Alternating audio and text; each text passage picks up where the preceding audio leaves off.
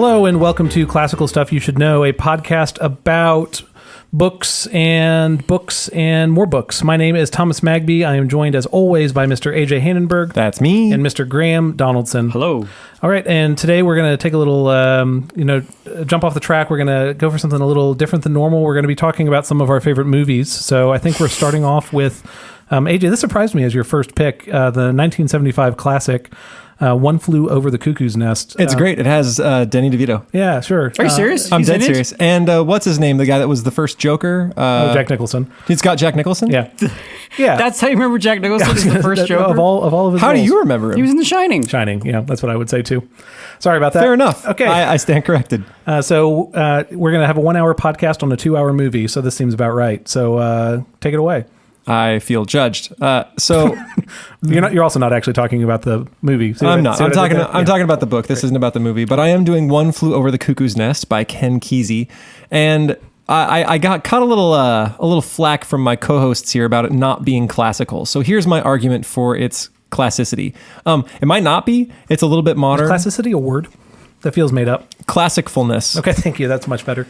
So it's from the early 60s, and it'll become clear why it's important in the history of the United States. And I'm not sure if we don't know if it's going to last for the next 200-300 years. But as far as being a cultural touch point for the United States, it is certainly that.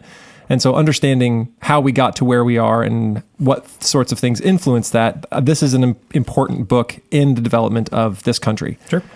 I mean, the other part that's funny is that Graham was the one who raised that concern, and I believe he had 2 episodes on a book from the 90s. So Yeah. But it's a guy talking about the Bible. Yeah, sure. We're just very loose with this definition of classical anyway. Yeah, we're playing fast and loose. Yes, we are. And I've always felt that this podcast was a little bit Wild West. So we talk about regard, and that we end in almost no regard. We end in a gunfight every time. I don't understand. Yeah, we're super stodgy. Okay, so I'm going to do this book, and I'm going to kind of develop it in episodes. And the first episode is going to be me reading 1-star reviews from Amazon about One Flew Over the Cuckoo's Nest. Wow. This is a new hobby that I like to do for both my students and my great books class for parents. So like when you start reading the Iliad with your students, you'll pull up 1-star reviews. I will pull up Iliad. 1-star Amazon reviews. It is a fantastically fun, it's a fantastic practice to do before you read any classic. Sure. I just can't comprehend leaving a 1-star review for Homer. Like I can't comprehend that. You are welcome to look up Iliad reviews if you'd like in the meantime. Yeah. But here's a couple of my favorites. I've seen better crap in my cat's litter box. There you go. There's one that just said stupid. Okay. There's one that says good book, but I guess it's not for me. Kept falling asleep multiple times, especially towards the end. I prefer reading Brave New World, which in no way is a book connected to this one. Sure. They're not even both dystopias. Is it a better book?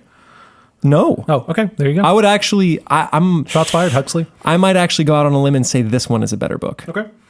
It's the prose is better written. Okay. I think the writing is better than that of Huxley. Okay. I'm not sure if it's a better conceived book, but I like the writing better. And let's see. Here's a few more. I very, very rarely ever rate something at 1 star, so when I do, it means something. This was absolutely terrible. Let's see. People can read into the symbolism if they want, but it seems merely a glorification of every type of ism, racism, sexism, etc., as well as, quote, bucking the system, end quote. It's a justification for those things? Yes, I guess. Is that... I'm nervous about this book. We'll get there. For us. Yeah. The narrator's not very reliable, so you don't often know if you're hearing the right story or if he's hallucinating. Isn't that like the point of the book? Not really. Yeah, it's actually in the movie, very easy to figure out if he's hallucinating or not. It's pretty straightforward. And one of my favorites, I really can't believe they make high schooler students read this kind of crap. Okay. There's... For the record, we don't make our high schoolers read One Flew Over the Cuckoo's Nest. It's not on our curriculum. Correct. We do make them read Brave New World. Yes. Yeah. Okay. I'm gonna skip ahead to talking about our writer. So this is Ken Kesey, and if you've ever read the Electric Kool-Aid Acid Test or nope. It's by Tom Wolfe, and it is about this particular point in history that Ken Kesey is involved in. And Ken Kesey was born September 7th. The wacky drug go across America on a bus generation? Yeah, hey, spoilers, man. No, sorry. So he was born in 1935, and he lived until 2001, and he was born in Colorado to dairy farmers. In 1946, at the age of 11, they moved to Springfield, Oregon. In high school, he was a championship wrestler, and in college as well. He's still one of the most winning college wrestlers in Oregon. Impressive. And he was going to be on the Olympic team, except a serious shoulder injury sort of stopped his wrestling career. He was an avid reader, an avid film goer. He took John Wayne and Edgar Rice Burroughs and Zane Grey as his role models. He toyed with magic, ventriloquism, hypnotism. He was a weird guy, right? And in 1956, at 21 years old, he eloped with his high school sweetheart, Norma Faye Haxby, whom he had met in 7th grade. And they stayed married, as far as I know, until his death, right? They were lifelong partners, although sometimes it was more of an open marriage than a closed marriage. We may get to that in the future. Okay. And she was sort of his anchor, his touch point, right? He was, as you'll see later, sort of the harbinger of the drug-fueled period of the 60s.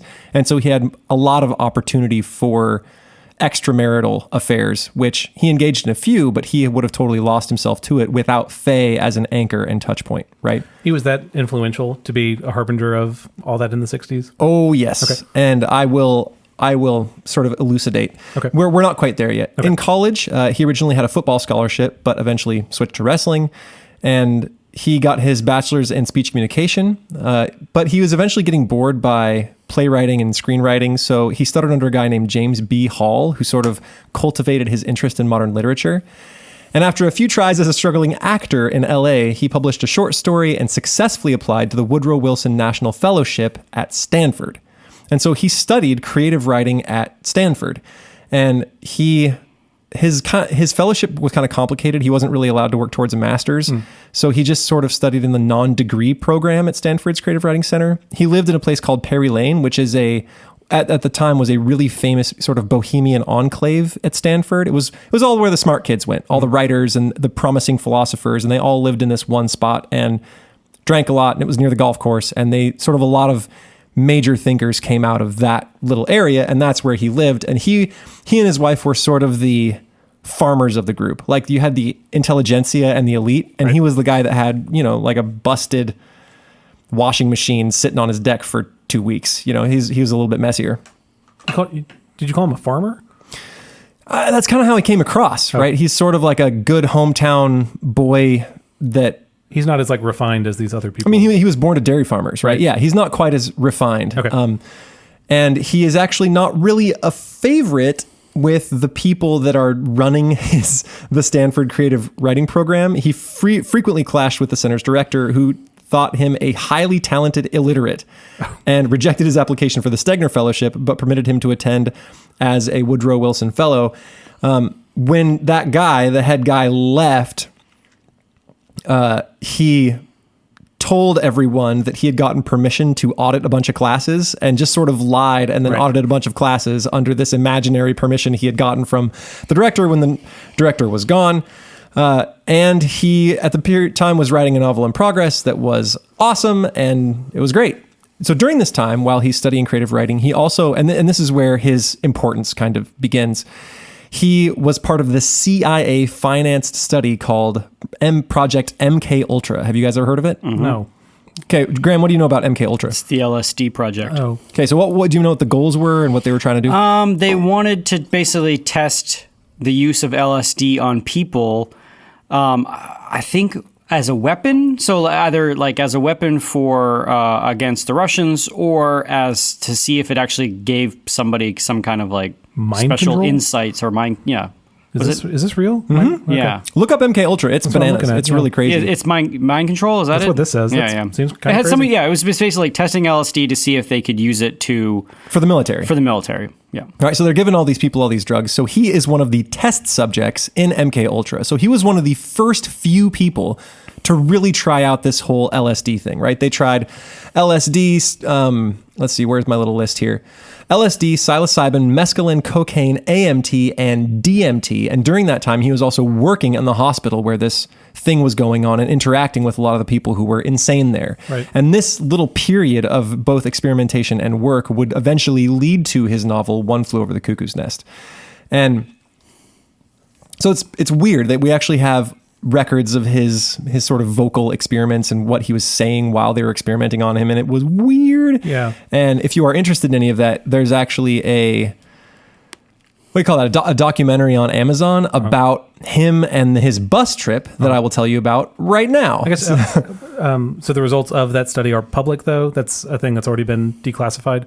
I mean, I guess. Okay, just because we know about it is the evidence. Okay. Yeah. Parts of it are declassified, I'm sure. Yeah. Yeah. So eventually Perry Lane was torn down and he moved to a different cabin, and he decided to take sort of a sightseeing trip with his wife, and it sort of snowballed into this giant bus trip to the World's Fair across the country. Cool. And he got a whole bunch of people together and called them his Merry Pranksters, and they painted the name of the bus called Further, and then painted the bus like 6 times, and so it had 6 different layers of paint on it, and it was driven by Neil Cassidy. You guys ever heard of him? You ever read On the Road by Jack Kerouac? Yes. He's a character. Oh. I think they call him Dean Moriarty in the On the Road novel, but same guy, Neil Cassidy. And he was sort of a weird character. He talked a mile a minute, and he was the bus driver. And he mostly could drive the bus all the time and talk a mile a minute because he was on speed. Right. So they get in this bus and they start to go on this bus trip.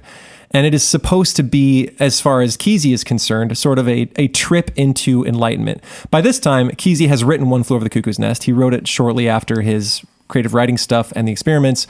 And so the reason he can do this is because he's got sort of a fancy writing career going on, and he has enough money to sort of fuel his experimentation. And so he becomes the head guru of this magical bus trip that would later become the inspiration for the Beatles' Magical Mystery Tour, the one where they do the bus. Yep. That is what they were imitating, was Ken Kesey, Neil Cassidy, and his band of merry pranksters as they traveled to the World's Fair and experimented with LSD. This is weird, right? It sounds like he's starting a cult or something. Kind of, yeah. Well, he wanted to push the boundaries of human perception, right? He had experimented with LSD. He thought it was enlightening.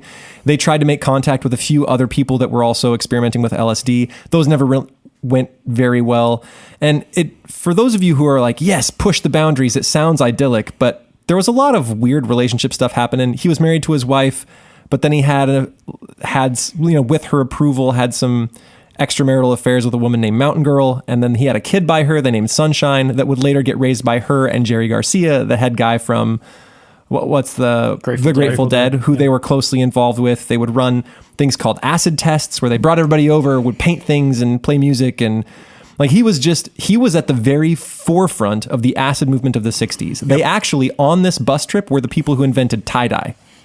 They did it on accident when their bus broke down. They were playing with paints. They dipped a guy's shirt in it. The guy was really mad because it was a nice, clean t-shirt. And he's like, you guys just screwed up my t-shirt. I'm totally hacked with you.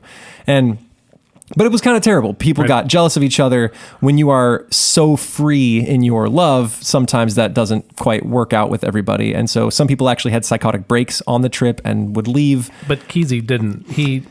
Correct? Did he? Kesey didn't. Okay. He's having a positive time. He's enjoying all this. He was the guru that ran everything, yep. right? He would set up the times when they would all get together and do drugs, and he was the guy that was encouraging the filming of everything and would have these ideas for what they could film. And after they were done, the goal was to set up this film that they could show everybody, and he tried to cut together 40 hours that they could make into a movie, and they never really successfully did it. Amazon has taken a lot of that footage and put it into their documentary about the subject. Yeah. But eventually he would go home, and he got arrested for possession of marijuana in 1965 and faked his suicide and fled to Mexico, and then came back about 8 months later, was arrested by the FBI, sentenced to 6 months, and then after he got out, he was arrested again. Eventually, after serving his time and sort of getting out of the scene, at a certain point you get tired of it, and people had been coming over to his house so much. Eventually, they just put a big sign on the lawn that just said, no, just go away. We don't want any more people here doing drugs, because it was snowballing into the movement of the 60s. Right. And at that point, he can't control it anymore, and he's kind of tired of the whole scene. So he retreats to Oregon. You said he'd written the book. Has he published the book by this point? Yeah, I mean, he is a pretty famous writer at this point. He's published two books. I haven't read the second one. And this one is famous. And I think the movie has already come out by the time he is sort of retreating, if I'm right. The One Flew Over the Cuckoo's Nest movie? I forget when that came out. That came out maybe 10 years later. 75, yeah. So 10 or 15 years after he published the book. And then he will continue to write short stories and teach classes on creative writing. Yep. In 1984, his son, Jed, a wrestler, suffered a head injury when his team's van crashed, and they didn't have seatbelts. It was a really poorly put together van, and so he got mad and started bringing it up to he donated his own money to buy the team a van, and then he started suing. I think he sued the state because of the conditions of the van for his high school, which makes sense. He was diagnosed with diabetes in 1992, and in 94. He toured with some of the members of the Merry Pranksters to perform a musical that he wrote. He even got Allen Ginsberg to perform with them. All these guys, Crazy. Allen Ginsberg and Jack Kerouac. They actually met Jack Kerouac on the bus trip, and they found him really boring. Oh. And because at this point he was kind of burnt out, and he had already been famous. He didn't really care what they were doing. And Ginsberg was actually on the bus for a little while, and he got connected with it. So it's all connected, right? And Ken Kesey is actually mentioned in Tom Wolfe's book. I can't remember if he's mentioned in On the Road, but they're all kind of together, right? And from him would come the LSD movement of the 60s. So he's a big important figure, and the Cuckoo's Nest comes right at the beginning of that. Okay. Right? Does that kind of make sense? You guys getting the picture of this You fella? don't find this whole movement frustrating and annoying? How so? I don't know. Yeah, why would you say frustrating? It's just maybe my thoughts will coalesce as we go along.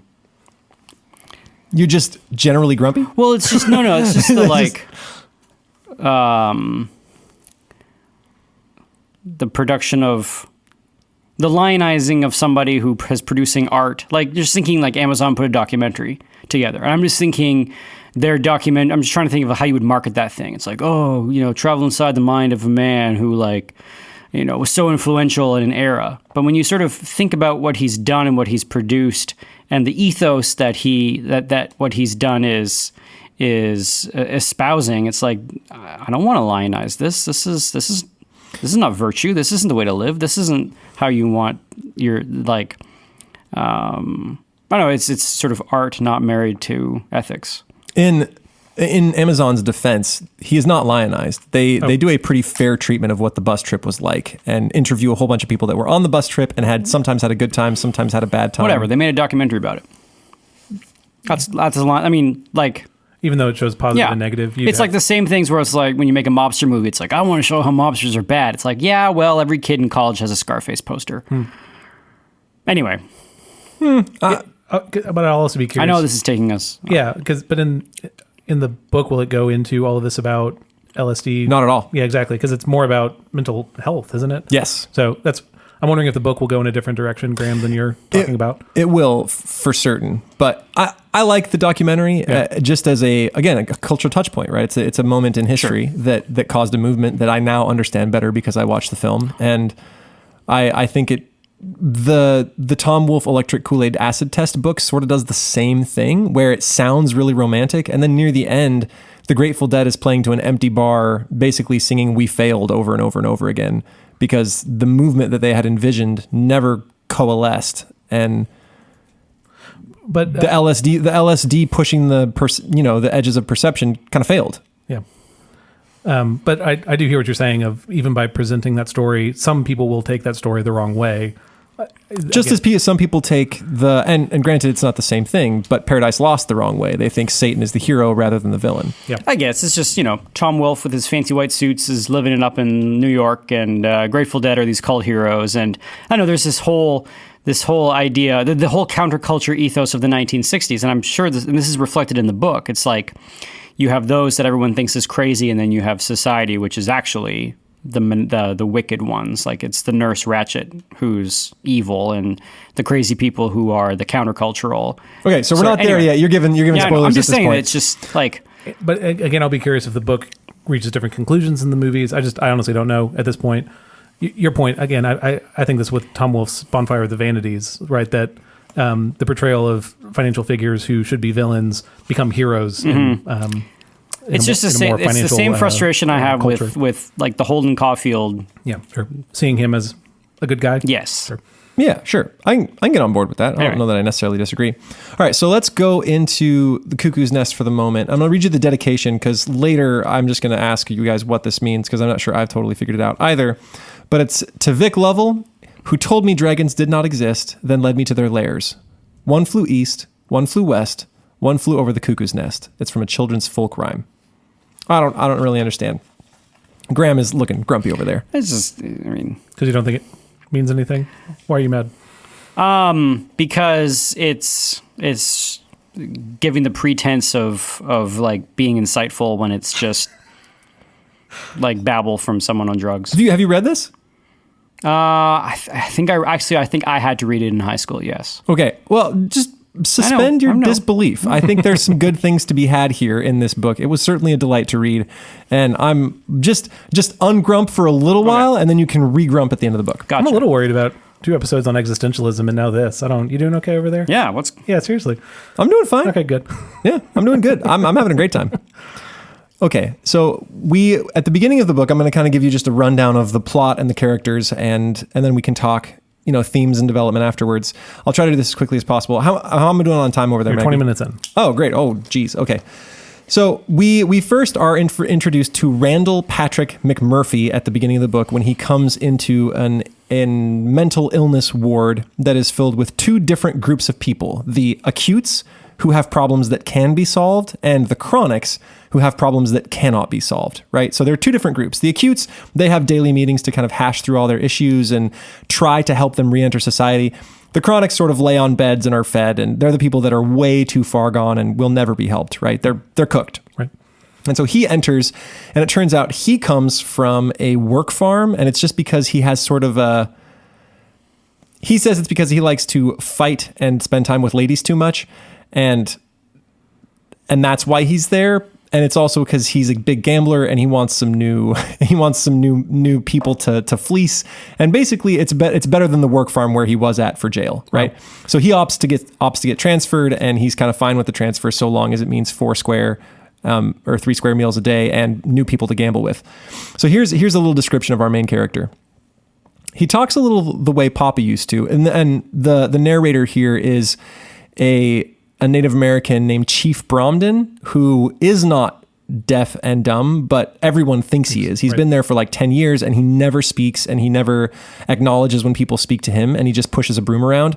And he believes that in the walls there's all this machinery. He is subject to this giant machine called the Combine that runs the place, and then the nurse in charge is sort of their representative at the ward. Okay. But their job is to listen on people and control things and use the machinery in the walls and sort of remove the humanity from everyone and keep the machine running, right? Mm-hmm. It'll become sort of synonymous with society as the book moves on. In the book, do you know from the beginning that he can hear and that he can speak?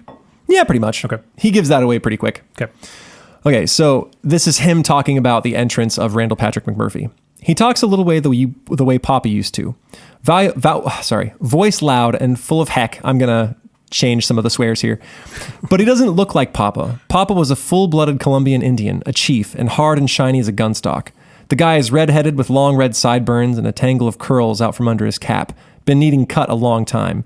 And he's broad as Papa was tall. Broad across the jaw and shoulders and chest. A broad white devilish grin. And he's hard in a different kind of way from Papa.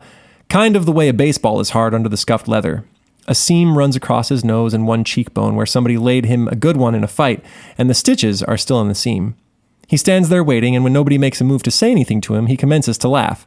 Nobody can tell exactly why he laughs. There's nothing funny going on. But it's not the same way that the public relation person laughs. It's free and loud, and it comes out of his wide grinning mouth and spreads in rings bigger and bigger till he's lapping against the walls all over the ward. Not like that fat public relation laugh. This sounds real. I realize all of a sudden it's the first laugh I've heard in years. So he comes in, and Randall Patrick McMurphy, whose initials are RPM, right, revolutions per minute, right. He is sort of the archetype of manhood, right? He's loud, he's brash, he loves to fight, he loves ladies, he likes to gamble and smoke and make jokes and wrestle, and he's kind of like, I think Kesey was almost writing himself into this book. He's kind of like Kesey, right? He's a big guy, kind of a wrestler. You're supposed to ungrump till the end of the book. Fine. You can regrump then.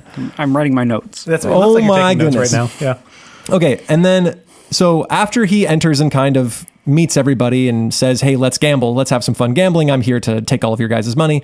They have a meeting and at these meetings, the goal is essentially to rehash over everyone's problems. Yes.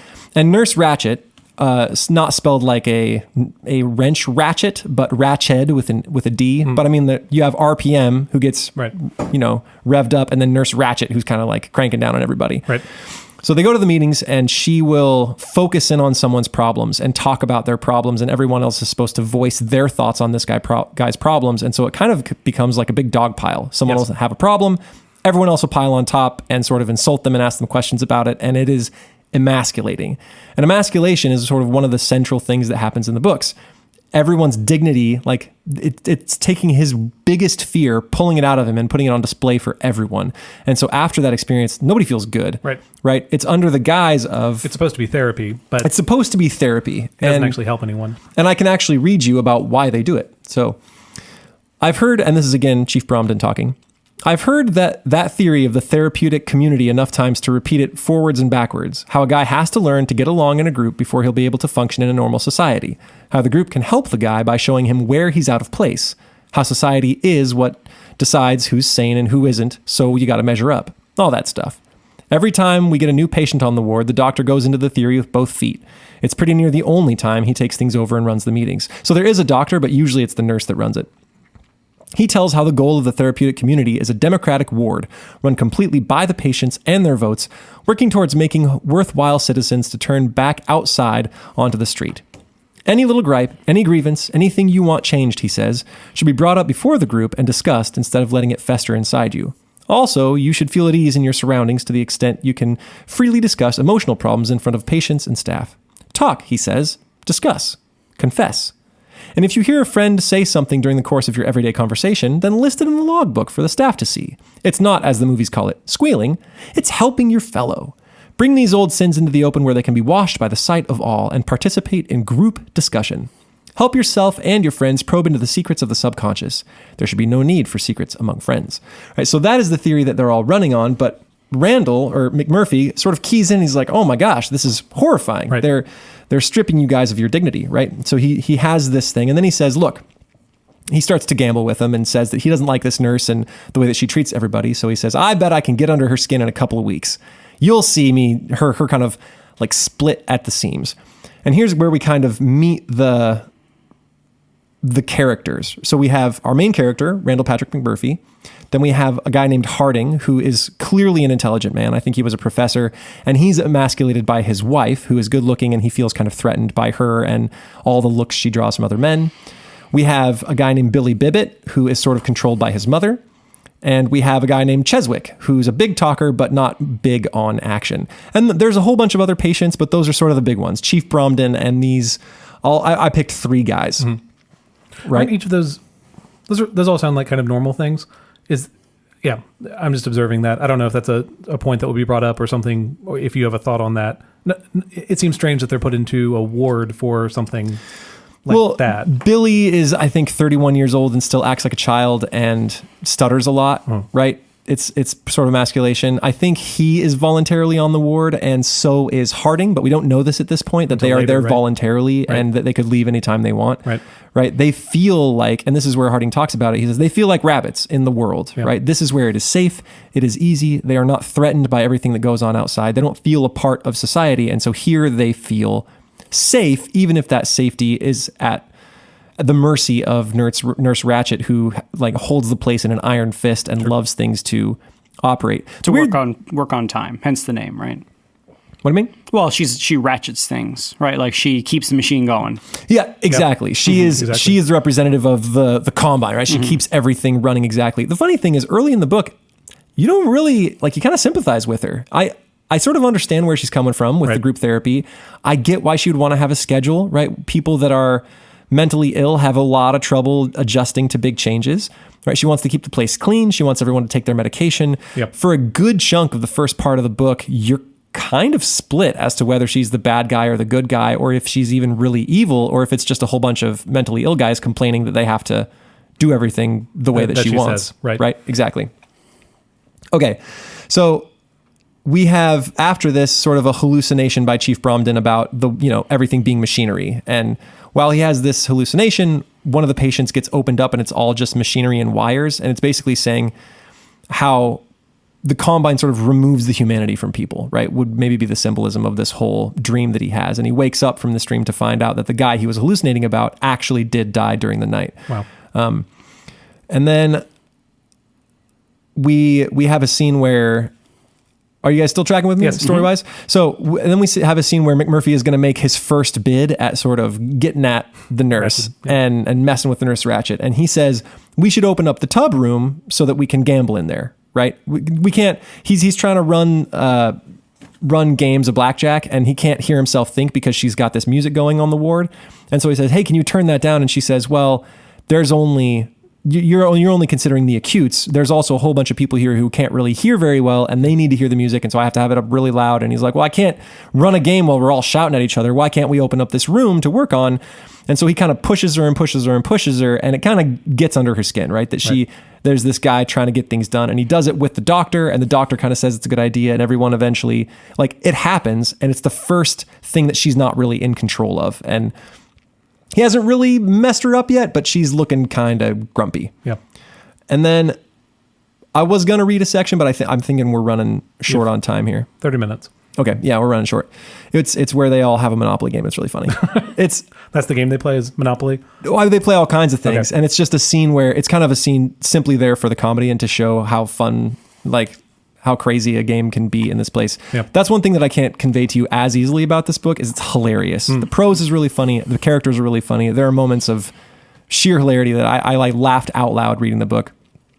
And then Randall Patrick McMurphy makes another bid to mess with the nurse when he basically votes to get the World Series game on the television. Yep. He thinks they should, but she says, well, that's going to mess up our schedule. We can't really do it. And so he's like, why don't we put it to a vote? This is supposed to be a democratic kind of therapeutic community, right?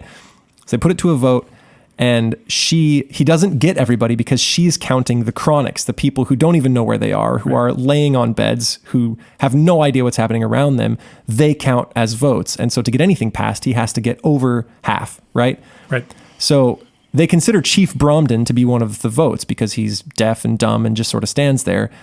And so he keeps on trying to get someone from the Chronics to raise their hand. And finally, Chief Bromden does raise his hand.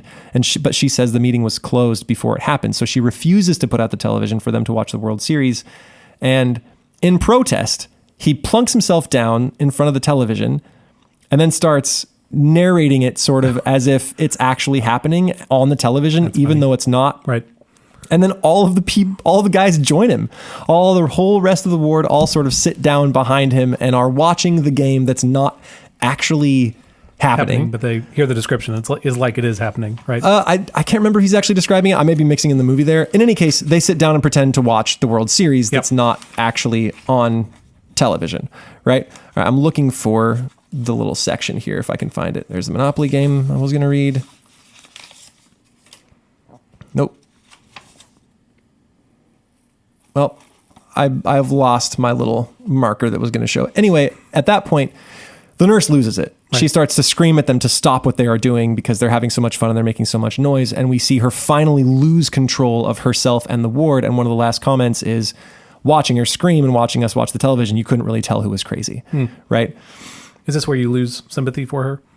A little bit, yeah. I mean, it's just the World Series. It's not really a big... And not even, right? It's just them pretending they're watching the World Series. Yeah, it's not really a big deal. And so she kind of loses it, and they have a staff meeting to figure out what to do with this guy. And she says, we're going to keep him on the ward because she really actually holds all the cards. He's committed. She gets to decide when he leaves. And she knows that given enough time, she'll win, right? She doesn't have to beat him. Like, the war is hers no matter how many battles he takes, right, to win this thing. And then a couple days later, they go to a pool as a group of men. They have these recreational days. And so he goes and he talks to one of the lifeguards who turns out is a chronic on a sort of a different ward. He's a football player that got a head injury, and he's been on the ward for 8 years after being picked up for drunk and disorderly. And he'll randomly like tackle nurses because he gets confused and thinks he's playing football. And so the guy tells him, like, yeah, she decides when you leave. There's no end date here. You can't serve your time and go. You have to be declared sane, and then you get to leave the ward. Yep. And so after McMurphy hears that and realizes that he's not really serving out a jail sentence, he's serving out a sanity sentence, he kind of chills out and lets her begin to win. And Cheswick, remember that guy who's all talk and not a whole lot of follow through, Yep. tries to, in the next group meeting, challenge her that she's been taking all their cigarettes because McMurphy keeps on winning them in games, and she doesn't want him to win all the cigarettes on the ward. And McMurphy doesn't back him up. And so he feels like he's stranded out there alone, and he is not the kind of guy like McMurphy who can go up against the nurse. He instantly folds, and he's taken away by some of the aides in the book. And then later they return to the pool, and he commits suicide by hanging on to the grate at the bottom of the pool. He felt like McMurphy was his last hope, and when McMurphy folded, he folded. Right. And so this kind of jogs McMurphy back into play, right? Especially because one of the following days they go out for x-rays, and he sort of sees what they do with the electroshock therapy because it's in the same building. Yeah. And he starts to be like, how can you guys let them do this? And they're like, well, it's just part of our therapy. And that's when he finds out that many of them are there by choice. There's only like one other committed guy there that has to stay. And he's totally confused by this. He thought they were all there because they were forced to be there. Right. And so he realizes what kind of power he has to bring them hope and save them from this emasculating environment that they're in. And so he decides to go back up against the nurse, even if it means him staying there longer and his own danger. Hope? What's the power he has? Resistance. Yeah, the power of standing up to authority. You have not degrumped. I'm can tell. Like, oh man, great! He's a great story of like just like rip the system and take it to the man and like screw society, man. Let's get out of here. Let's go like live free in our van. But there are bad authorities, and Nurse Ratched is a bad authority, right? Who needs to be rebelled against. Yes. So there is a failure. So society has failed, but the hero is not like a degenerate who then sort of says, what we need to do is watch our sports and gamble. Mm-hmm. Like that's not, I mean, if that's the hero, well then that's a much more, that's a bigger problem. Anyway, I've got my thoughts. We'll get there. You're supposed to degrump until the end, and then you can grump all you want, and I'll chat to you about your grumps. And I'm excited for it. I'm glad that there's some conversation coming up. Okay, so she decides to take back the tub room because she feels like she's winning over McMurphy, right? And he, in response, walks up to her nice clean window at the nurse's station, puts his hand through and grabs the cigarettes and breaks the window and says, "Oh, I plumb forgot it was there. It was so clean I couldn't see it," and starts to resist again. Right. He decides to start a basketball team, and he's got them running up and down the halls, dribbling basketballs, and then he tries to set up a fishing trip because they're allowed to take these recreational holidays. And he gets 10 people, and she makes every effort to stop it from happening. She doesn't succeed. He ends up taking the doctor himself. He convinces the doctor to go as a chaperone because he likes fishing. Right. And then he convinces some ladies of ill repute to come with him. One of them kind of bails, but he does get one lady, and eventually they do leave and go on this fishing trip. And it's a hilarious bunch of scenes. The doctor catches the biggest fish out of any of them. It's a really funny scene, especially because they kind of hijack the boat because nobody contacted the rental agency like they were supposed to. That's funny. So he sort of just throws everybody on the boat, and they go fishing, and they bring it back. And then he has sort of a knockdown fight with the guy after they bring the boat back, and then assuages him with some beer, and they have a good time. And then he shows him the really big fish, and everything's okay. Right. And then they go back to the ward having done this. And he knows at this point that it's not going well, right? When he gets back, he ends up in a fight with some of the aides, and he gets sent up to Disturbed, which is where they send you for shock treatments and lobotomies and that sort of thing. And he gets shock treatments there and then comes back, and everyone's afraid that he'll be cowed by the shock treatments, but he's not. He's like, they just charged my spark plugs. I'm ready to go. And they gave me so much juice I can run for days, right? But he knows that it's not going well, and eventually he's never going to win over Nurse Ratched to his sanity, and so he plans for an escape and a going away party. And they have a party. He invites ladies over. One of the ladies spends some time with Billy Bibbit, who is ruled by his mother and has the stutter and has sort of not been allowed to come into manhood. That'll fix him. And then, hey. Well, to be fair, it doesn't, right? It doesn't. Isn't that like the next scene? Yeah. And then they all kind of get a little too wasted. And then the next morning, instead of escaping like he was supposed to, he fell asleep on a couch. And then in the morning, he's still a little too tired to do it. And I think he wants to stay around and make sure everything goes okay. Nurse Ratched finds out about all this stuff and is furious, and then goes and finds Billy with Candy, the girl of ill repute. Candy. And threatens to tell his mother, and sends Billy to the office of the doctor, and Billy frantically cuts his own throat and commits suicide. And in fury, McMurphy strangles the nurse. He decides that has to end, and then they give him a lobotomy. Yeah. And when he returns to the ward, he is no longer himself. All of the men on the ward are like, yep, that's not McMurphy. I don't know what they're trying to do, passing off this mannequin as McMurphy, but that ain't him. He must have escaped, right? They all kind of keep the narrative of McMurphy, the savior, going through their minds. And then most of them opt to leave the ward, right? Her powers over them, especially because I guess McMurphy damaged her vocal cords, are done. They no longer feel cowed by her. And so most of them elect to leave. And at the very end, the narrator, this Chief Bromden fellow, who McMurphy has been working on throughout the entire book to sort of bolster him back to feeling his size, right? Because he's a huge person, throws a big thing through a window and makes off for Canada and decides that he's going to live an actual life rather than in sort of the fog he's been living in this whole time. But McMurphy is left behind? Yeah, actually, before he leaves, he smothers McMurphy for a pillow because he can't stand to see McMurphy living lobotomized, just laying on a bed. That wouldn't be how McMurphy wants to live. Sure. And I'm glossing over a ton of extra content here just to give you just the general story of Rebellion, but that's kind of the deal. So let's talk a couple of themes. First, McMurphy as Christ figure. So he goes, and you start to notice some funny things before quickly. Before they give him the shock treatments. They say they put conductant on his head, and they say, and he's like, conductant. All right, do I also get a crown of thorns? Right. There's a hint there that he's a Christ figure. He receives 3 shock treatments, like, being dead for 3 days, and the fishing trip, if you count up the people on it, it's 12 people.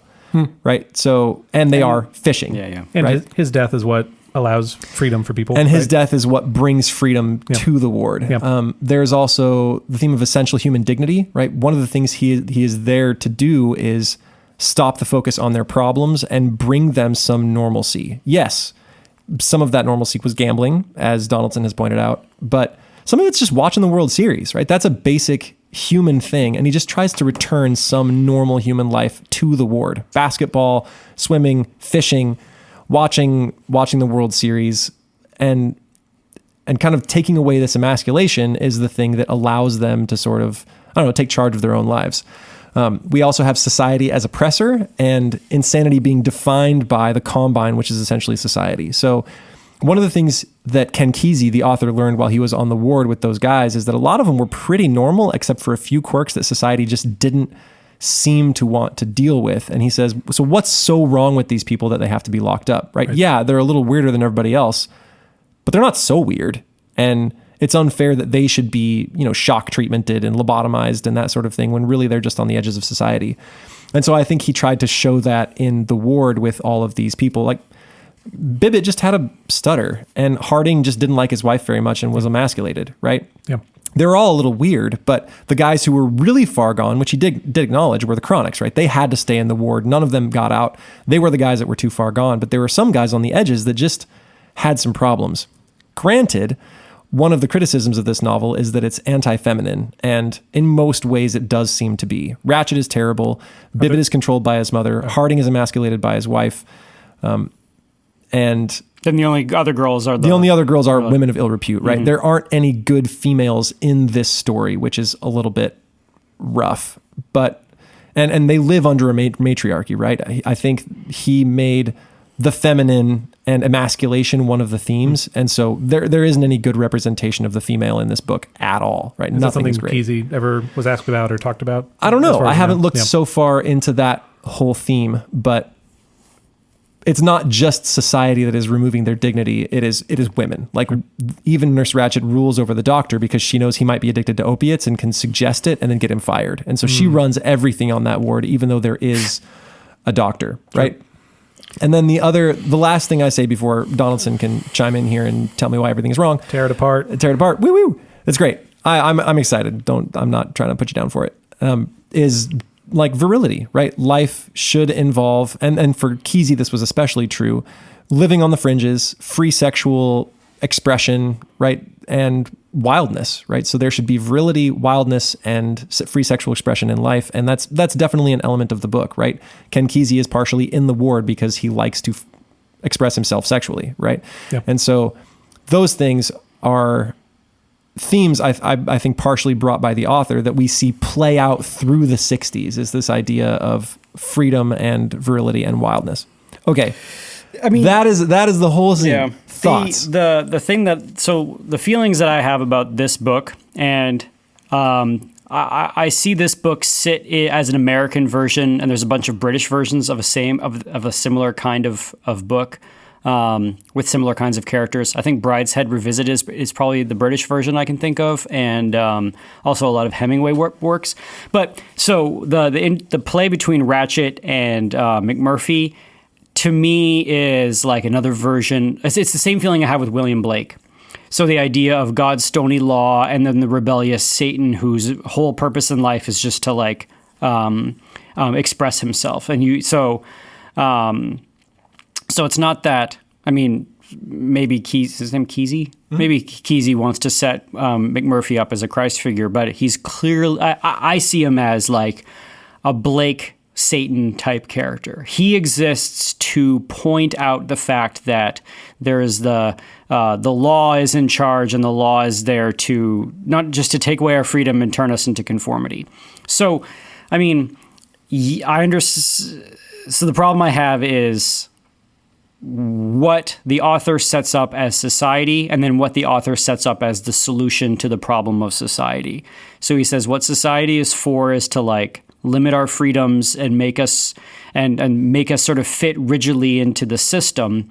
And the noble and romantic thing that the hero should do is, is kick against that system and try to go and have his own pleasures in life, because in the end we all die. So let's take our fishing trip and let's have sex with our girls, and let's do our drugs and do our gambling and watch our World Series. And anybody who tells us otherwise is just a jerk face. And we should sort of fight against that, band all of our merry friends together to,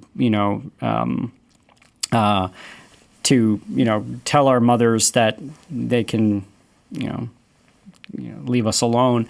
And so then the solution is kind of this radical individualized freedom, which was supercharged in the 1960s. And very American. And very American. But that radicalized individual freedom of the 60s, play that program 60 years later, and that ethos has not been a net positive for society. Well, you end up with the heroin and crack problems from the 90s. Yes, exactly. You end up with the heroin crack problems with the 90s. You end up with marriages that don't last. You end up with people who don't see themselves as having any sort of duty or responsibility to their fellow citizens, but purely to like live out their own fantasies. And they're a hero for doing so because it's society who's the problem. And by fighting against the Nurse Ratchets, we can sort of play out our heroism. So that's why when I read the story, I feel like in 50 years when we look back on this book, we'll be like, here's someone who thought the solution was X, but it turns out that ended up being a much bigger problem for American society, because we have everybody think that they're RPM, or everybody think that they're McMurphy. Then you have sort of the dissolution of society. I do, but I think what you're saying is why I haven't had as much problem. So again, my only interaction with this is the movie, not the book. But I have fewer problems with the story because in the specifics of the story, McMurphy should have stood up to bad authority. He was being brave and courageous while men around him were not. They were being cowardly. And so he set an example of standing up to that authority, ultimately overcame that authority in a way that put his life at risk. There's a type of bravery there. And even this is where I don't know if I think Kesey has done a bad job if he's setting up Nurse Ratched as all of society, because all of society is not as micromanaging as Nurse Ratched. Do you know what I mean? No, Yeah. the evil is the Combine, which I think would be the thing controlling the machinery of society and not the individuals. I think we also have an example of someone who is a piece of society that isn't evil in the Doctor. The Doctor honestly wanted to help, and he went on the fishing trip, and he was happy to restore dignity to the people. Also opened up that room for them earlier Yep. so they could go gamble. He or helped play with the games or tub room, whatever. and so what he wanted was actual good for the people, and he was a part of society. And then there is that element of society that is painted as evil, and Right. I think Graham would have a problem with that, and perhaps rightfully so, that wants tight-fisted control and to keep them subjected. Yes. Yes.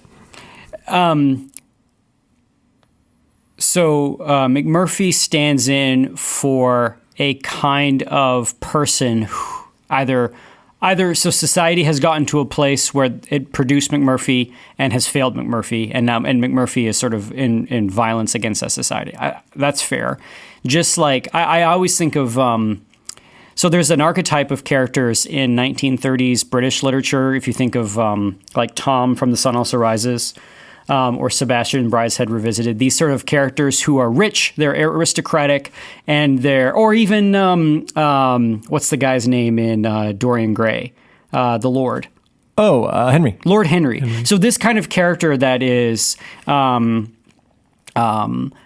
sort of joyfully nihilistic in their worldview, and they've got too much money, and they've got no responsibility, and they have witty, clever phrases, and Tom and Lord Henry and Sebastian in Brideshead Revisited are all these characters who are sort of like the products of the end of an age. And then so the English Empire, the British Empire, produced all of these virtues, and then the British Empire began to fall apart. And then the men they produced in society were these kinds of foppish, dandy aristocrats who had more money than sense, and they tried to push the bounds of morality and build a little ethic about being hedonistic. McMurphy to me is the American. This is the American version of that kind of story.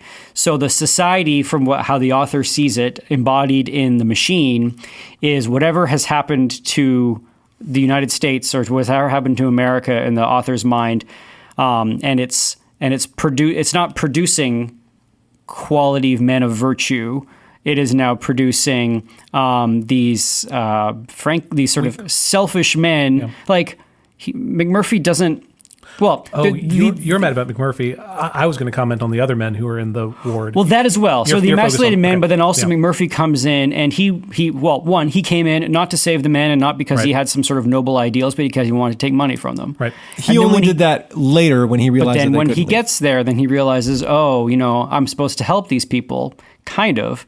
But he's only helping them to be like him, which is eat, drink, tomorrow we die kind of mentality of like, let's watch the World Series and go fishing and just like screw everybody, man. If we could just get all these guys out of this ward and put them in a bus and give them drugs, like that's real living. And it's like, no, it's not. Because in the end of that story, like you haven't solved any problems. You haven't improved their lives. It's. I think that's. There's no. He doesn't have a vision of the good life. He doesn't have a vision of what it means to be a man. He has a vision of like sort of old childhood. I think that's a little bit unfair. I see where you're coming from, but there are some things about basic human dignity that he restores. The option, not even the compulsion, to watch the World Series if you want, right? To go fishing and enjoy the outdoors, to play on a basketball team, like to have your cigarettes when you want them, right? Mm-hmm. And granted, like his vision of the good life is a little further than everybody else goes, but he is pulling them from tight control into a little bit of like basic human freedom. And I think you are right in saying that this vision doesn't end well. And I think it didn't end well for Kesey himself as a writer either. Remember the grand ideals of the bus trip that ended in broken relationships, sadness, arrests, and like it wasn't good. And the Amazon documentary points that out. It didn't end well. And he feels that it was a failure too. But it doesn't necessarily fail all the men at the ward. Many of them leave, right, and leave with dignity intact, including the Chief Bromden, who could not talk, could not acknowledge anyone, believed the world around him to be run completely by machinery. And at the end, he is headed to live in the wilderness in Canada. Like he is at least restored some of his dignity, and the emasculation that was there is sort of removed from him. And the method, granted, probably not the best. Yeah, no, and I mean, that kind of rebellion ended poorly for McMurphy as well. Like he ended with a lobotomy and then being smothered by a pillow. Like it didn't end well. It's the vision of, so I mean, it's McMurphy's. So the McMurphy rightly sees the problem. The problem is that Nurse Ratched holds the reins too hard and has too much control and is taking away the simple, the pleasures of life. And any little rebellion is paradigmatic of a greater rebellion of her losing control. Yes. Huge problem. That should not be how society is set up. Sure. But his vision of the solution is this sort of subversion of squeaking out your little pleasures while you can. Like, that's not the solution to that problem. Granted. I don't think, is that what the end of the book is saying? So whoever... Yeah, what's the guy's running off to Canada to but live even his the own other life. examples, the person who was nervous about the attractiveness of his wife, he goes back to his wife, correct? So they're going back to face the problems that are in their life instead of hiding from them and not really fixing anything. Which is what they're doing. They feel like they're finally rabbits, taking charge. right? Instead of men. Yes. They feel like... Yeah, I mean, they actually talk about themselves as rabbits. Yeah. And one of the guys, to illustrate the point, is like, Jeff, show him how rabbity you are. Show him your nice fur. And the guy immediately complies, right? They are subservient. Yeah. And so that little bit of... And granted, rebellion may not be the best way to bring dignity back, but in this case, it was rebellion against an actually oppressive person, right? And his method, not great. He could have gone about doing all of that by writing his senator and getting the problem looked into. Right. And I think the other message here is not just like buck the system. It's also the people on the fringes that we put away as embarrassments also deserve human dignity. I think there is definitely a piece of the message there. But Graham, I agree with you. He went about it wrong. It got him in trouble. And that ethos played out into the history of a nation is bad. And I think we see that come to roost in the 90s, right? Though I do wonder, is this a picture of what they thought they were doing in the 60s? They were freeing people from... Oh, absolutely. Yeah. But so then it's almost more interesting as a historical artifact in that regard to say, this is what they thought they were doing, what actually came from it. You all are pointing to the 90s. You can probably point to any cultural moment that follows the 60s. It doesn't create the utopia that is imagined. Correct. Yeah. And I think that's important to remember as you're reading it. I'm not putting this forth as an example of good human conduct by any means. I think it's... like I said, I think it's interesting to the history of the United States as this is the vision of the 60s by the man who essentially started it. And to understand the ethos and where it's coming from, and then to see how that works out, not only for McMurphy, but for America in general, is interesting. And then to bring in the notion of this wild man as a Christ figure it's just interesting, right? It makes for interesting thought and discussion. But I think there is something to be said about basic human dignity for the mentally ill. Remember, this is during the period where lobotomy was practiced, right? If somebody is causing you a problem, you just scramble their brains and no more problems. And I think he was right to protest against lobotomizing. Sure. Yes. Right? Like that's a problem. We should not do that to people. Yeah. When we have, let's not pat ourselves in the back as modern people. There are comparable problems. Instead of lobotomizing, there are pharmaceutical pharmaceutical solutions that we give to restless people. Right. But it's just, my distaste of it is that this is set up as he's sort of this great romantic figure kicking against a cruel society, but it has created a society of everybody who thinks they're countercultural as the culture, and that has been a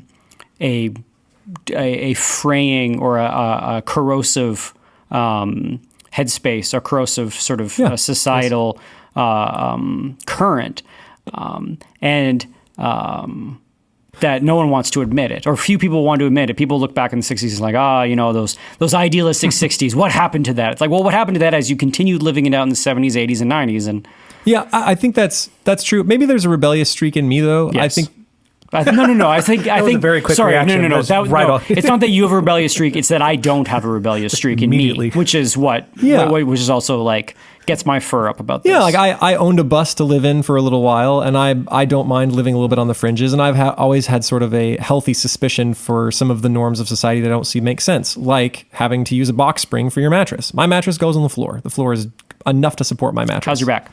Fine. Please buy a box spring.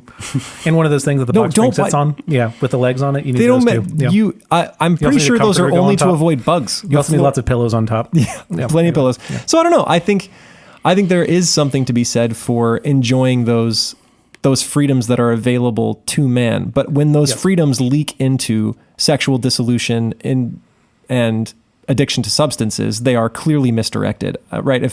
If God has come to bring us life and bring it to the fullest, you can live freely and in virtue at the same time. And I think you are recognizing that his version of freedom is devoid of virtue. Yeah, and I guess those are inevitable. So the little pleasures of life slowly leaking into vice is inevitable when society is hard-fisted and is totally about compliance. Like the relationship between what society ought to bring to the individual and the individual's duty and responsibility to society is such a fragile thing that, and this is kind of what I'm going to be talking about in my podcast because we're going to be analyzing a poem about this, is such a fragile thing that when it starts to go bad, those things in tension begin to sort of go bad against each other. The controlling side of things becomes more overbearing, and the freedom side of things becomes more licentious, and then you have and then you sort of have this like flywheel problem where it picks up steam and picks up steam and picks up steam. It's a feedback loop, right? Where the rebellion will become more rebellious, the tight-fisted will become more tight-fisted. And how will you ever get back to a sense of personal responsibility to the community and the community having trust for the individual freedom of the individual, or for the freedom of the individual, and that thing running on trust. And I don't know, but a book that sets itself up not as I don't know if it sets it. That's the thing. Is it setting itself up as a solution? I don't think so. I imagine people reading this and being like, yes, that's what's wrong. It's society, man. I just need to like throw off the shackles of society and run to Canada, just like the chief at the end of the book. Yeah, I think it's fair. It's fair to worry that'll be the reaction, especially because this is what Kesey glorifies, right? Mm-hmm. I don't think this is the kind of book that you present to, just like the Myth of Sisyphus. I don't think this is a book that you present to a high schooler. Or William Blake. We had right? that conversation. You don't give this to people who aren't ready to read it with their head screwed on straight, right? This is one of those things that could have a pretty negative influence, but it does have some things to say about essential human freedom and dignity that I think are important. But I'm totally sympathetic with your argument, Donaldson. I can see how played out over time this causes problems. Sure. Can we keep this conversation going in the in-between episode? Sure. Is that okay? Yeah. Anything else to say before I wrap up? No, that's good. Cool. Thank you all for joining us. If you want to listen to our in-between episodes, you can find those on Patreon, patreon.com/classical stuff. You can also find bonus episodes, which are posted weekly on Saturdays. And then also we have weekly... We get a little more real, a little more raw. So, Actually, no, that's true. Those bonus episodes are old conference talks mostly that we've given. I think at the in-betweeners. No, they're also in between. So you get 2 additional audio episodes every week if you are a Patreon supporter. It's great.